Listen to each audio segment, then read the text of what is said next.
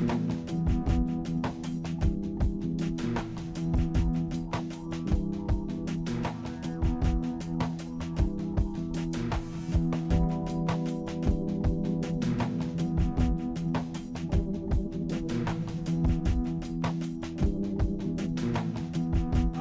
everyone, this is Nelson Dellis, US Memory Champ with Ben Pridmore, three-time US World Memory Champion, yes? And one of the legends of memory sports, and I have the privilege to talk to him today and ask him a bunch of questions, which I hope he answers.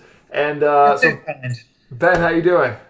I'm doing good, thanks. We've spent the last 20 minutes or so trying to get Skype to work. This is how technical I am. There you go. I turned off my internet connection while I was trying to plug a lamp in to light the room up a bit. So, okay, but we're working now. It looks very nice. A very nice setting. Where are you? You're in England, Derby? I'm in England, yeah, Belper, just outside Derby. Okay, is that where you where did you grow up? I grew up in Boston, not the American Boston, the Vale Boston, the one in England. All the American viewers are like, "What? There's a Boston before Boston?" So what's up? What's new? What have you been doing today? What'd you do today? Today I went to work, which is a horrible thing to have to say, but oh no, I've just started a new job, which is quite cool. I play about with numbers all day, but it's important to have something like that to do. So it pays me money, so I can go to memory competitions and things. That's true. So your background is in accounting, is that right? That's right. Yes, I'm a financial analyst. Okay. Well, I would trust you with numbers, so that's a nice thing. Do you tell people? Do people at your job know what you do? Unfortunately, I've just started a new job with people who knew all about me. They researched me. They found my videos on the internet and everything. So I go in there with the reputation of being a genius. It's terrible. That's interesting. That's not a bad thing. So I have so many questions for you. I never really get the time to sit down with you and chat and hear about just memory sports from your mind. But I followed your blog for years, and when I got into the sport in say 2009, that was your prime, I think, right? That was pretty much my golden age, yeah. 2008, 2009, I was completely on top of the world. Yeah, but you've been in the sport for when did you start? My first competition was 2000, the World Championship that year. Okay, and how did you do? I came 16th out of 20 competitors, which was actually quite good because I knew nothing about memory techniques or anything like that when I went along. I went to the competition basically just because I was in the area. I had a couple of days to spare. I wanted to see what it was like. I didn't actually believe there was such a thing as memory techniques. Yeah. I'd heard people talk about the major system and things. I assumed it was something people had made up to sell books. So I went in there reading and repeating to myself and assuming that was what everybody else did. It was only by talking to some of the other competitors they started to convince me perhaps there is actually something in this whole mental techniques thing. So I sat down and tried it, and I've been addicted ever since. That's cool. And then, so that competition in 2000, who was the winner? Was it It was Dominic O'Brien. He was unquestionably the best in the world back in those days. Andy Bell came second. He was the closest challenger. That was like maybe the first rival, right? Those two guys?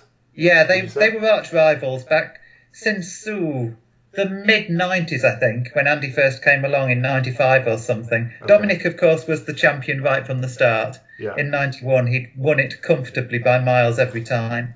Andy won it one year when Dominic wasn't there, but otherwise Dominic was pretty much unstoppable. Okay, so Andy won it once, right? Just once?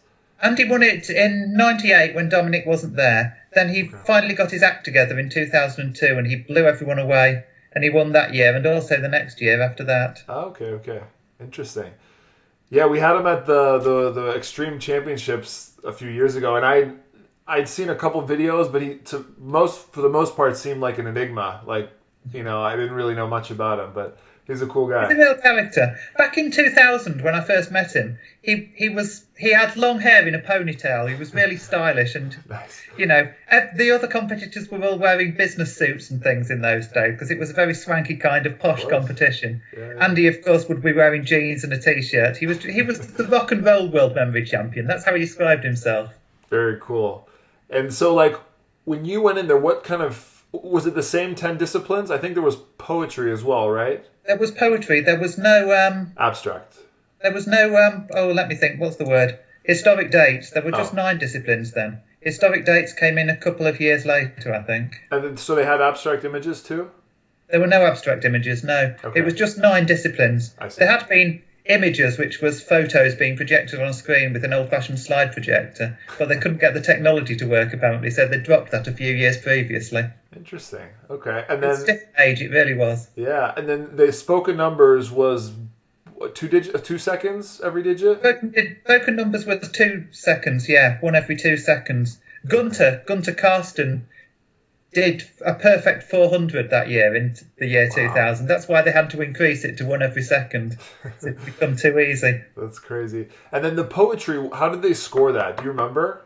Was it 1 point for There every... was a really complicated scoring system. I think it was 1 point for a word, plus 1 point for a capital letter, and 1 point for something to do with punctuation, I think. Okay. That's similar, I think, to the US way. You get a point for every little nuance, and then it's per row. So if you miss some tiny little thing in a row, you just get 0 for the row, and you can... Yeah, I think that's how it worked. Okay. The problem is that they were translating it into different languages, into German, which meant that we had a situation where something that was 4 points worth in English was also translated to 4 points in German, even though it was one simple word. So it didn't make any sense, and it was unfair. Plus, the poetry was Tony Buzan's own poetry, which is fantastically weird. And yeah, he's famous for many things, but I don't think he's ever going to be famous for his poetry. I would assume that those poems were largely about himself, maybe. Not really. They were abstract and unusual things, like the line, "What kind of butterflies grow from trains?" Oh, geez. Okay, yeah. Actually, the poem in 2000, to give him credit, was actually rather good.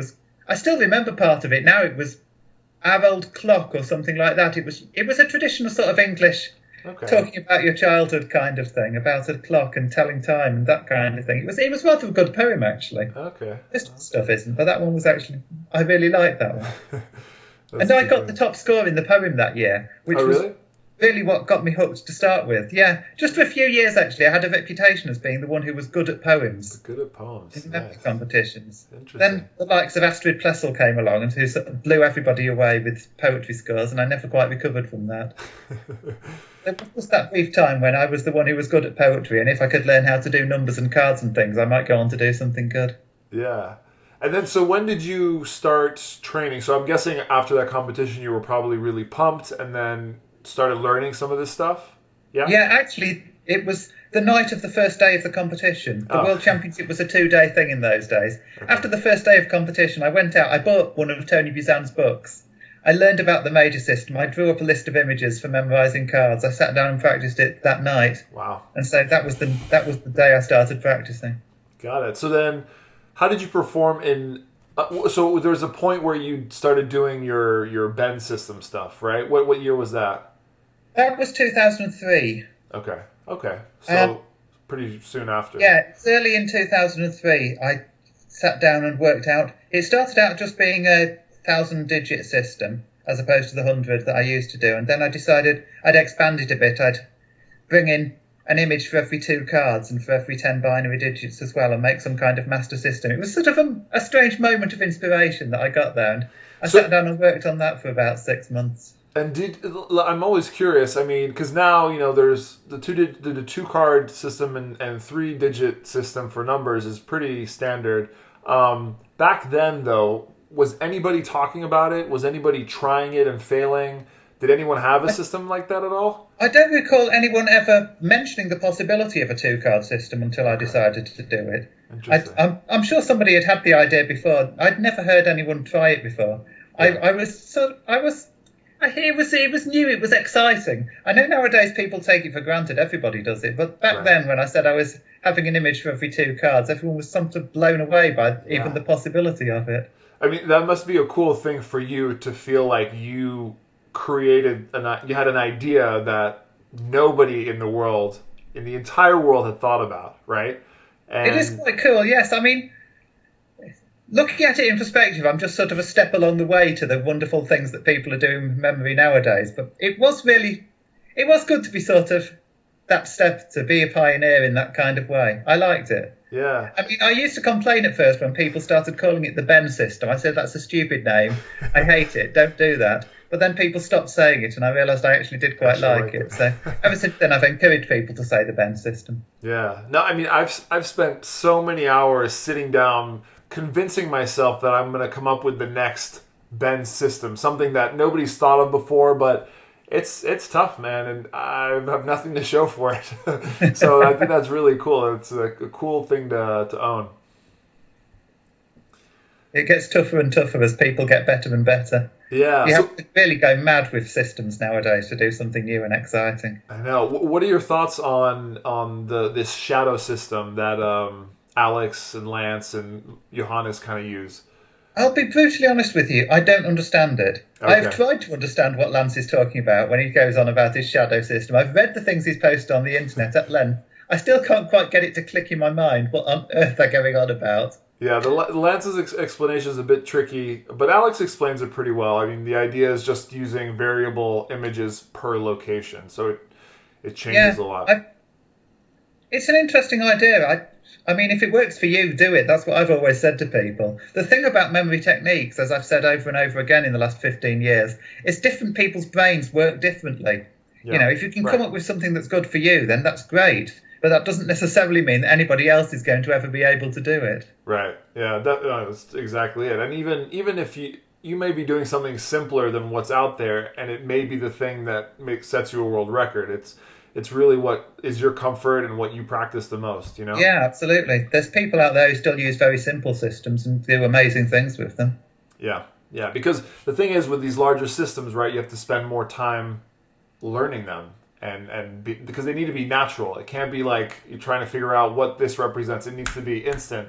Yeah. The more there are, the harder that is to get it instant, right?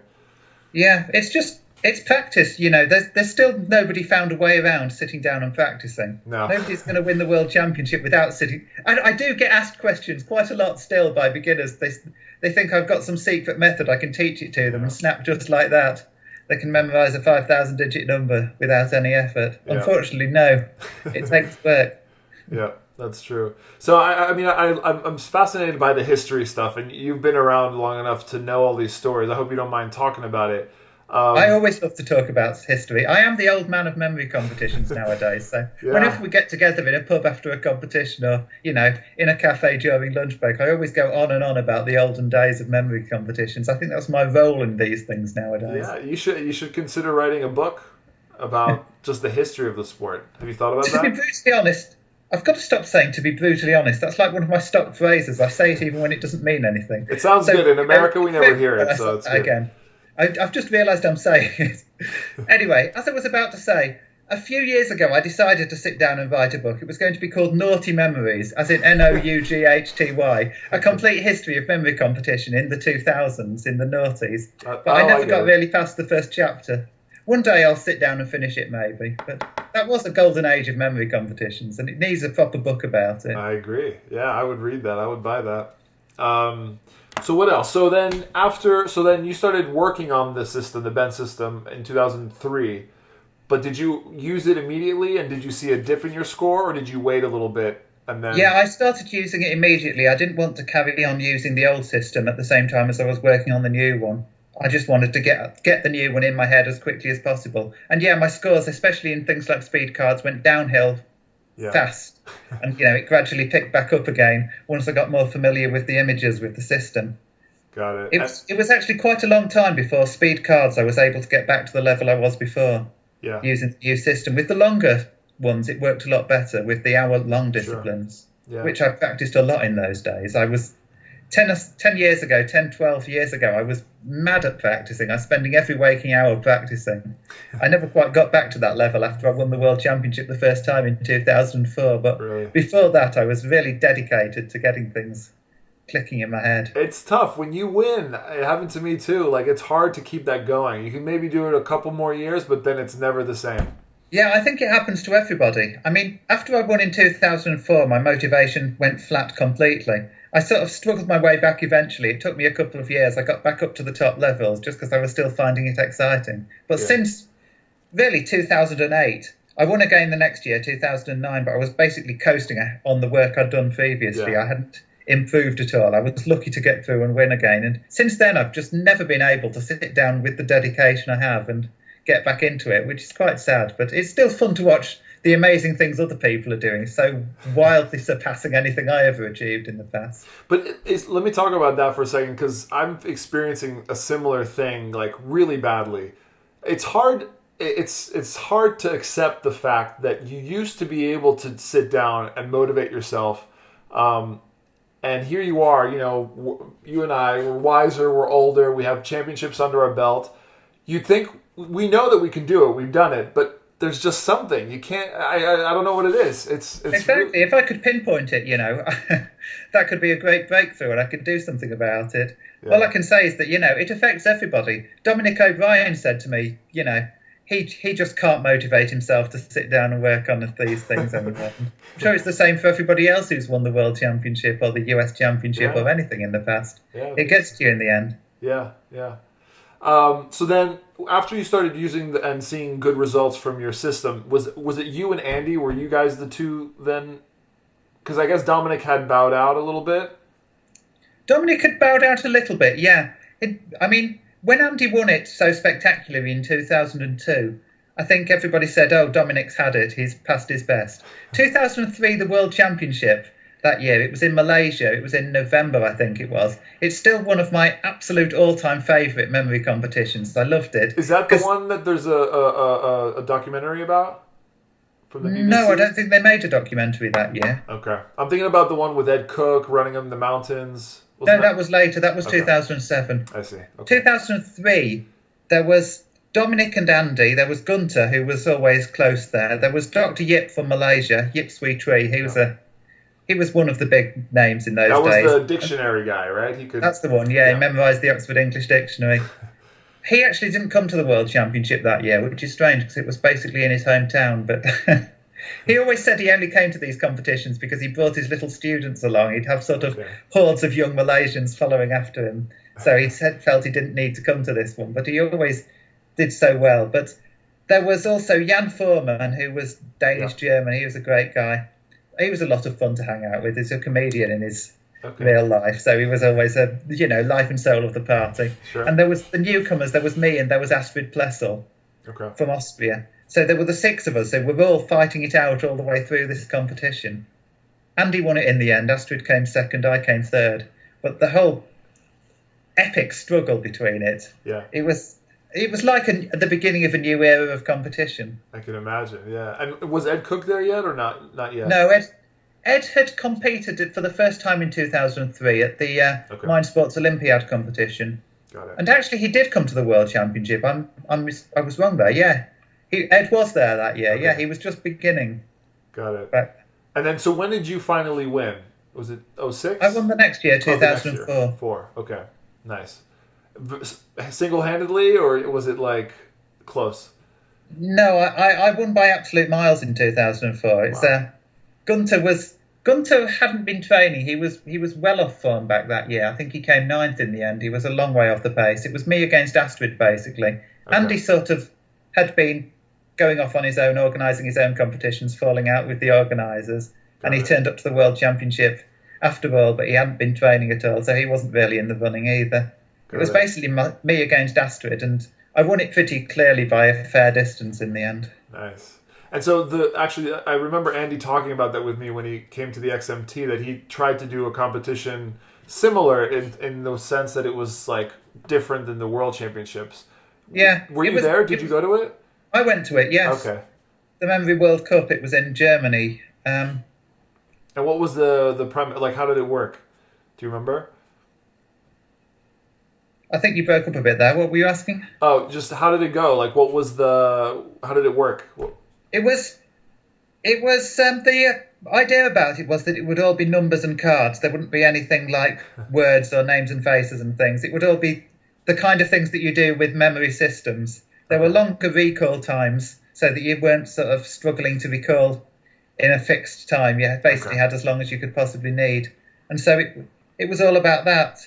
And he was going to do, if he'd gone on and done more competitions, there would have been speed things like 50 digits as quickly as possible. Cool. On a computer, I think the plan was, but we never got that far. Okay. But the competition itself, there were only about half a dozen of us took part in it. Oh, okay. Maybe more. I think it was about 10, in fact. But it was exciting. It was a lot of fun. It was me against Jan Foreman. We were the main competitors, and I won it in the end. Oh, nice. Okay. Cool. And then, so I want to see this memory of yours in 2009 when you went to the United States. Do you remember that? I think so, yes. So that's when I first met you. Do you remember that or no? Brutally honest, I'm saying it again. No, I don't. You don't? I don't actually remember that. It's funny. You sent me a Facebook message saying to arrange this interview, and I noticed that the first thing you sent me was in 2009. Really? Saying, hello, I met you at the at the US Memory Championships. Oh, man, I got to look at that. About Rudiger Gam, the mental calculation guy. Yeah. I can't see that I ever replied. I'm sure I must have done, but there's no reply on Facebook. Perhaps I sent you an email or something, or perhaps I forgot about it. I do that. That's so funny. That's cool. But yeah, I don't actually remember the competition at all in 2009. I know we went to the US Championships 2, maybe 3 times, because I like to just go along and watch it. I was certainly there in the year Josh Four won it. Was that 2006? 7? Yeah. 6? 6, I think. 6, yeah. Maybe even 5. I think he was there in 2005. Yeah, that's right. It was Ed 6. Cook was there, and then he won in 2006. I was there that time as well, yeah. Nice. But yeah, no, I mean, I don't remember a whole lot either, but I do remember after the competition I wanted to speak to you. We sat down, I think it was me, Brad Zupp, and maybe a third guy, and you were sitting in a chair across from us, and I was like, show me how you do the cards. And you literally picked up a deck and went through 6 or 12 cards and put it down, and you just started saying like ace of diamonds, 2 of hearts, whatever. And I remember that moment. I walked from, that was Union Square in kind of downtown New York. I walked to my friend's where I was staying, which was in Upper East Side. I walked maybe almost 80 blocks just talking to my friends on the phone, like, I met this guy. You know, I didn't do too well in the competition, but I remember that moment just being the moment where I was hooked to this thing. And I oh, that's amazing. Yeah. So, thanks. And thanks for remembering it. So let's talk about what's next. I mean, you're working. I know you're probably one of the few or the only memory person who gets the coolest projects. Like people come and approach you. You did a music video for DJ Shadow, which is my favorite. You did something cool with the Bilbao Museum, yeah? Yep. What else? I get strange offers like this just every now and then. I think those 2 you've just mentioned are actually the coolest ones I've ever done, the music video and the Guggenheim Museum in Bilbao. Yeah. Just because they had, puppets and animations and things going on in the background. I think it has to do with just you have such a... You're just a character overall. Your accent is interesting. Your background is interesting. You're into comics and cartoons. Your images are funny. Yeah, they must be super drawn to that. I guess so. But actually, I think my voice is horrible. This is why I hate doing phone interviews and things, because the only thing you can hear is my dreadful voice. It sounds... But Americans always like it. They think, oh, wow, gee whiz, he's got an accent. Exactly, yeah. So wait, I'd love to know more about the DJ Shadow thing. I think we've talked about it a little bit, but I'm a huge fan of DJ Shadow and, what's her name? Little Dragon. So they filmed that. How many takes did it take? I honestly lost count. They did a lot of takes, because obviously the whole thing was one single continuous take. All continuous, It was wonderful, but it took a lot of tries. The problem, first of all, was the mechanical hummingbird that started off. It was meant to fly by itself. It starts with a guy holding it and fuzzing it around. It's meant to be a remote control thing that they would fly it around in a circle and then into the snake's mouth. They spent basically all morning trying to get it, and it just wouldn't work. So they gave up on that in the end. Then after that, they did maybe a dozen takes over the course of a day. I was spending the whole thing squatting down inside this cardboard case. Yeah. I didn't get to see any of the exciting things that were happening. So for those who don't know, the Ben did a music video for basically he's memorized a deck of cards, and the music video is a live reenactment of what he's visualizing. So there's a big hummingbird, and it's in all these different rooms, and it goes into a snake playing a boomerang, what do you call it? Tambourine, etc., etc. And it's really cool. And at the end, Ben jumps out of the cake and kind of recites the whole story. It's funny, after all of these takes, they used one of the earliest ones in the final production. Oh, yeah? Yeah, I think they like that best because the cake just collapses slightly right at the end. Yeah, that's a funny part. It was a perfect ending. The video is just sensational. I loved it so much. It's good. I will watch it just for fun every, few months or something, just because it's a good song and it's a good video. And it is also a perfect illustration of what really does happen in our minds when we're doing these things. We try to explain it, but that is the only time people have really been able to put it into a visual form that they can show us. Yeah. Now, did you ever meet any of the artists? No, I didn't. No. I just met the directors. DJ Shadow sent a guy along from America, someone from his production team or something like that, but he wasn't there himself, and neither were Little Dragon.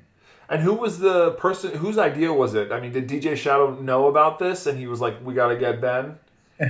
No, it was the two directors, Ewan Jones Morris and Casey Redmond. They came up with the idea. I don't know how they'd heard about me. They'd sort of stumbled across it on the internet somewhere and decided it would make a great music video. And then they basically hooked the idea around all the artists they could find in the world. And for some reason, DJ Shadow said, yeah, okay, let's do it. Interesting. And then the deck of cards you actually memorized, or the images, did you decide on those, or was it an actual shuffled deck of cards? It was an actual random shuffled deck. Okay. Nice. We did 4 decks, I think, on the day. Okay. We recorded the memorising bit a week and a half earlier, and I went through and described the images, and they picked the one they liked best. And they had, I think it was literally 10 days to go through and arrange costumes and props and everything. Yeah. And are all the images accurate to you, or are they somewhat made more generic and less specific? I changed a lot of them. I mean, a lot of them were like copyrighted characters, fiction. Oh, like the Street Fighter. Yeah. I just simplified things a bit, Yeah. But it still came out very close in the video to what actually happens in my mind. Got it. And where did they film that? Was that like an abandoned mall? Yeah, it was an abandoned clothes shop, I think, in a shopping centre in Wales.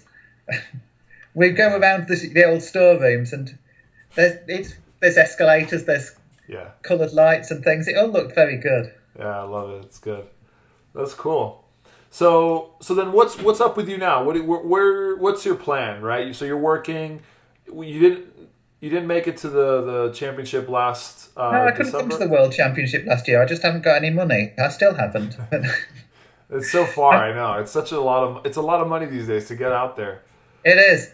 But I can't complain. I've just come back from a week and a half in China, paid for by a TV show. Oh, that's right. The Superbrain. Yeah, the Brain. Not only did I have the week in Nanjing filming this thing, The Brain, they also paid for me to go up to visit my brother in Harbin in northeast China for 3 days as well. How cool. Which was awesome. And, but I'm still waiting for them to pay me the fee for that show, because I'm sort of flat broke at the moment. But when I get that, I'll be in one of my rare phases where I've got just a little bit of money. Good. I'll put a bit of that aside. I'll make my way to the Extreme Memory Tournament this year. There you go. Yeah, so you're playing... And Memoriad in November in Las Vegas. Yes. Yeah, I'm excited about that. Las Vegas. It's my favourite place to go on holiday. I've not been there for a good few years now, and I can't wait to go there again for a memory competition yet. Right? In under the context of a memory competition, Vegas doesn't get any cooler, That's right. So you are planning to be at the XMT, provided you qualify, which I think you will. I don't know. We're 4 weeks out of 5 into the qualification at the moment. I did unexpectedly badly in images and then unexpectedly badly in numbers as well. I'm in 12th place. I really need to get a solid words performance just to scrape under the wire here. So, fingers crossed. Yeah, if I don't qualify, I think I might come along and watch the XMT anyway, but I'd much rather be there as a competitor. Yeah. We'd love to have you again. And then the Memoriad, And then hopefully, are you going to try to go to the World Championships? I think it's in Singapore. Yeah, it's planned for Singapore at the moment, but frankly, I don't think they've ever managed to settle a proper location for it before May at the earliest. So we'll just have to see where it turns out to be. But one way or another, I'd like to go along. Yeah. I'm not in training for it, unfortunately. I haven't been for a long, long time. But it's really, when it comes to World Championships nowadays, it's about going along, having fun, memorising what I can still remember how to memorise, and just hanging out with all of the competitors. Yeah, that's the best part, honestly. There's so many interesting people, and it's nice to see those same faces every year, you know? Yeah. And there's whole new generations coming along now. There's new. I've not been to that many memory competitions just lately. I'm feeling a bit out of touch with all the new young bugs coming along with it. Yeah. But it's funny that the competitions in Singapore, I got on the bus to go back to the airport, and Tony Buzan came on board, and all the Chinese people there were like worshiping him. And I said, Tony, do we know where the competition is next year? And he looked at me like, he was like, in his way that he does. And he said, where else would it be? Like, he was offended that I asked. And I was like, oh, so it's in China again. And he's like, of course. And then he left. He flipped his scarf or whatever and left. And then now it's in Singapore. So I don't know. He always says that. Yeah. Every year at the World Memory Championships, ever since I've been going to them, they've always said it'll be same place next year. Yeah, it never is. That's funny. So I want to talk about the Superbrain or the Brain Show. How was that again? Who was there? It was James Patterson there again? James Patterson was there, but he wasn't one of the British team. He brought one of his students, a young boy called Henry. Okay. I had to struggle and think of the name there. His dad's called Mark, the boy's called Henry. I would think of Mark Henry, the big weightlifting wrestler. Okay. Yeah. I just tried to remember which one's Mark and which one's Henry. But yeah, young boy called Henry. And we also had Marlowe Knight, who's like top British competitor at the moment, and Robert Fountain, who's one of the top British mental calculators. He was there in last year as well.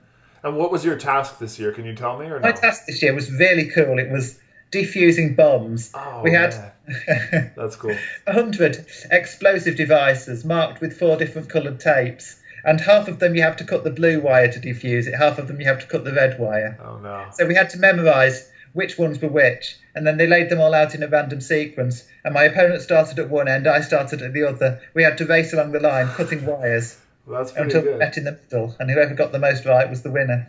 That's cool. And so I guess that's kind of like a binary task then, yeah? It's more of just a basic numbers thing, really. Okay. There were 10 different colours of tapes, so it was memorising. Okay. Got it. It was just memorising 100 different numbers, or just 50 actually, because you just had to remember the blue ones and know that any one you didn't recognise was red. So yeah, okay. And then simple stuff, really. Did you win? I lost. I know. You exploded. Blown up, yes. Got it. It's a shame because we did 2 trial runs of it beforehand, and I won both the trials in the rehearsal, but he beat me on the night when it counted. That's good, yeah. That's what happened to me. I had 5 trials, and I had to memorize that maze thing, and then finally the last one, I had won, I think, 3 out of the 5, and then we did the real one on the show, and I lost. Hey, these things happen. I kept saying to everybody there, I didn't actually care whether we win or not. We're just going there to have fun and compete. But the Chinese TV people were saying, no, you have to be fierce. You have to go Team Britain. We will crush our Chinese enemies. Yeah. So we did all that for the cameras, but it was all about just having fun. My opponent, young Chinese man called Su Ching Bo, or something very similar to that. But he was all the time saying, I can't believe I'm meeting Ben Pridmore, the great legend. And of course he beat me hands down in the end, so go to show. Never meet your legends. That's funny. Yeah. Do you, I forgot what I was going to say. I guess before that, touching on what I said at the beginning, like in terms of like how that person reacted to you, you have this thing about you. I don't know what it is. I guess it's because you've been around so long, but I don't know. Dominic's been in that way, and I don't think he gets the same fanfare as you do. Like, you're known kind of by anybody who gets in the sport, and it's a weird thing, but you must love it, right? It's great. Yeah, it's good. I blame the hat personally. It could be the hat. Yeah, that's right. It's because I'm the one with the hat. That's how I became well known at the start in memory competitions. It's a sort of distinctive icon that people can fixate on. If like me, you can't remember people's faces, you can always remember the hat, and so that's how I become so memorable. And your T-shirts, right? And the T-shirts, yes. I'm wearing obviously an Extreme Memory Tournament T-shirt tonight, but as I think you said in your blog brilliantly, who else is going to go along to the competition wearing T-shirts saying things like "I'm huge in Japan" or "I am from space"? I see that my T-shirts are much looked forward to by people. Yeah. My there's a documentary a friend did about my thing, and it was mostly covering 2012 World Championships. And every time they show this, just a shot of you wearing the "I'm big in Japan" or like what's the other one? What do you have? You have "I'm big in Japan" or was there "I am from space"? I'm from space. That's the one. Yeah, everybody would laugh. It was really good. Quickly, what's your compared to Sheldon Cooper, which I think is very flattering, but he has a great range of T-shirts as well. That's from The Big Bang Theory, yeah. Big Bang Theory, yes. Yeah. What's your all-time favorite memory championship memory? Oh gosh, there's so much to choose from. As I said, World Championship 2003 was a great one. 2007, 2008 were also fantastic. Those were the 2 years it was in Bahrain, I think it was. Okay. We had a lot of fun at those ones. That's the cool. 2010 World Championship in China was also a great time for all of us. There's been so many competitions, it's hard to... Yeah, you've been. How many have you done, would you say? Sorry? How many have you competed in, would you say? I have no idea. I don't keep count of... I never know these. The person you have to ask is Boris Conrad. Yeah, he knows. Because he always knows these things. And whenever at a competition someone comes up to me and says, what's the standard for this, or what's the world record for this, or what happened in...